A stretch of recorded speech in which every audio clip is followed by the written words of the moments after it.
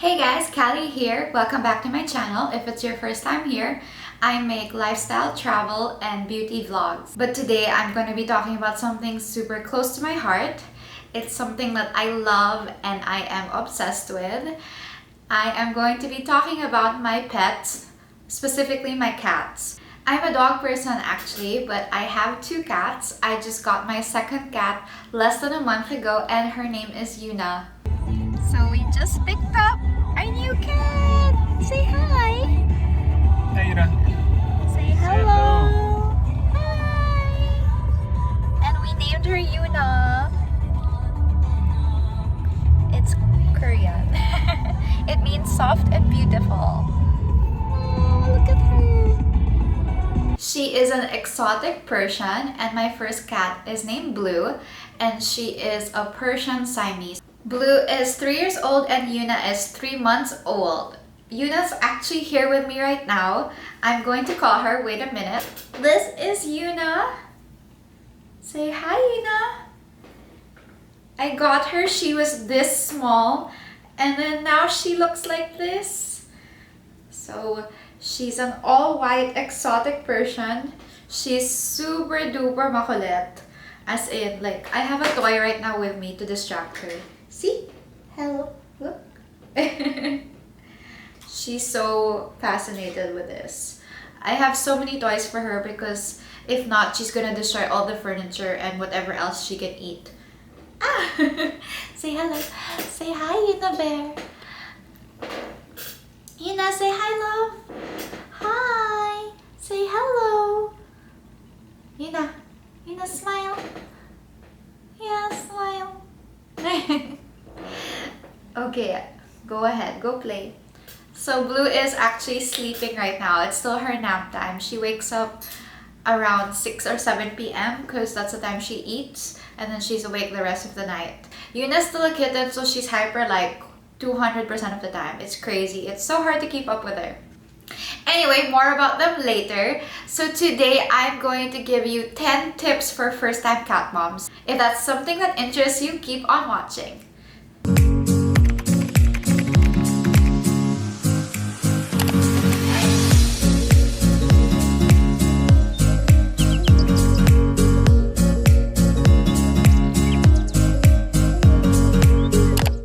First tip is to know your cat's history. So before you buy a pet, you always ask about the parents first. This is very helpful so that you can find out their personality, their temperament, and at the same time also their history of sickness. Because sometimes some diseases do get passed on. Be very diligent when doing your research. As much as possible, don't buy from random strangers.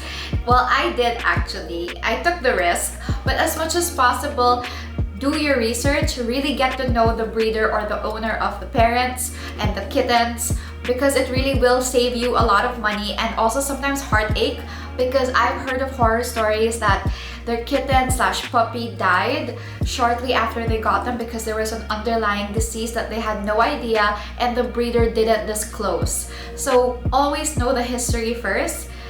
Obviously, it's different if you're adopting. Sometimes you don't have a choice to find out their history.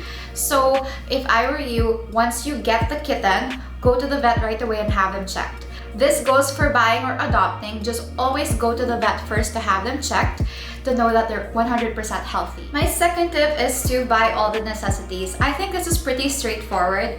When you prepare for a puppy or a kitten or even a baby, you have to buy all its needs. So a kitten needs more things than a puppy actually. It needs a litter box, it needs cat sand, it needs a pet bowl, it needs food, it needs vitamins, it needs a lot of toys, it needs a cat scratcher, it needs a bed. There's so many things actually. My third tip is to cat-proof your space. So a cat is very different from a dog because a cat needs to be able to freely move and at the same time they can jump. So knowing that, you have to make sure that all the dangerous things, anything that can harm them, isn't in their reach. But even if you put it up on the shelf, sometimes they can reach it because they do jump very high, especially when they get older. So you have to remove all of this or hide them or just make sure they're not reachable. If I were you, just get rid of them altogether because you don't want any accidents. And then my second point, cats move freely. They're not supposed to be in a cage. Well, I've never seen a cat in a cage, and I don't think they really like being in a cage. They really need to move freely. Some cats even like going outdoors, which I don't suggest you allow them to, but it's really up to you. Both my cats are indoor cats. I don't let them out because I've heard, and based on research, outdoor cats are prone to get sick, and also they live shorter. You want to be with your cats forever, right? And you want them to live a long, healthy life. So if I were you, don't let them out because they might catch something and you just don't know. See, if you can hear that sound right now, that is actually Yuna using the litter. So she's actually pooing or peeing. I have no idea.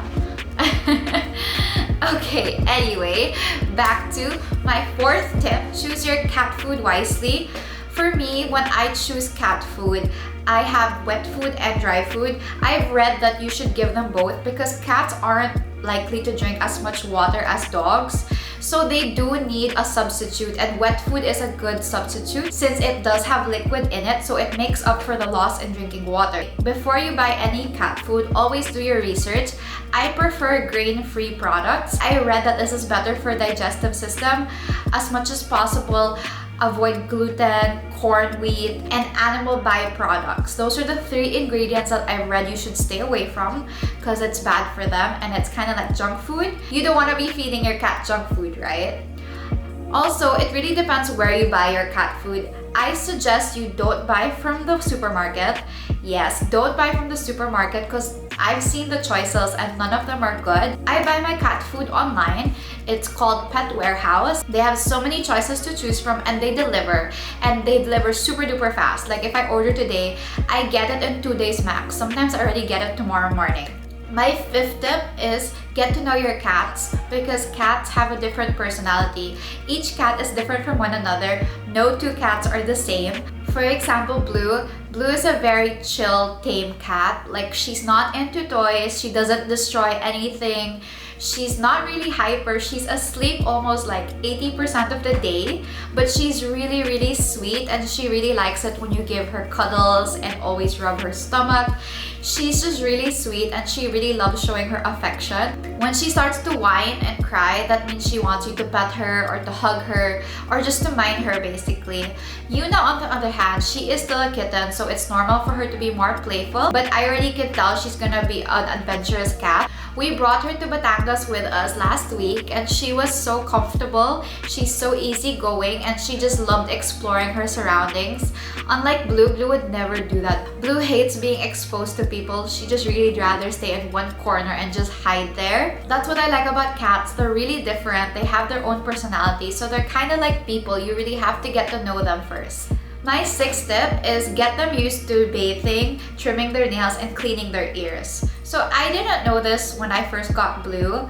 So Blue is really terrified of all those things. Like it's such a struggle that I have to bring her to the groomers when she needs to take a bath and when she needs to get her nails trimmed because I'm too scared to do it because she really freaks out and I know she'll scratch my eyes out. Yuna, on the other hand, is pretty comfortable in the water. She's still scared, of course, because it's a known fact that cats don't like water.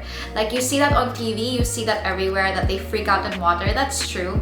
They really just don't like the water, so you don't expect them to be enjoying the bath.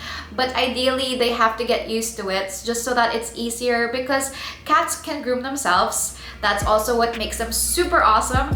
Yes, they clean themselves. So you actually don't really need to give them a bath, but I suggest you do. My 7th tip is cats are independent, but they also do need a lot of attention. It is true that cats need to be left alone sometimes. They like having their own personal space.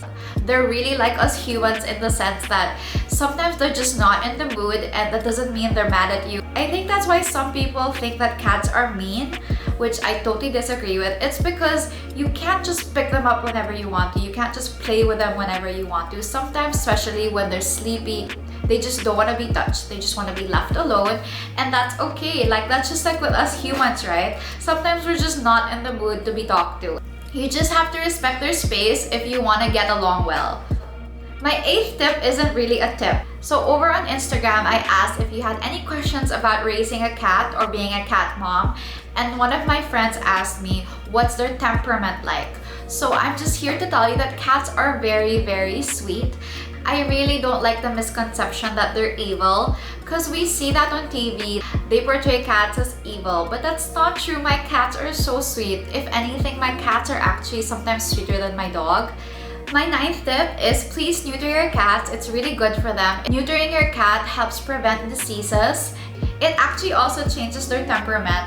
After you neuter them, they get tamer and sweeter. So that's another reason why you should neuter your cats. And also, you don't want them to accidentally get pregnant, because cats can mate every month. 10th tip, cats do not necessarily get along with other cats.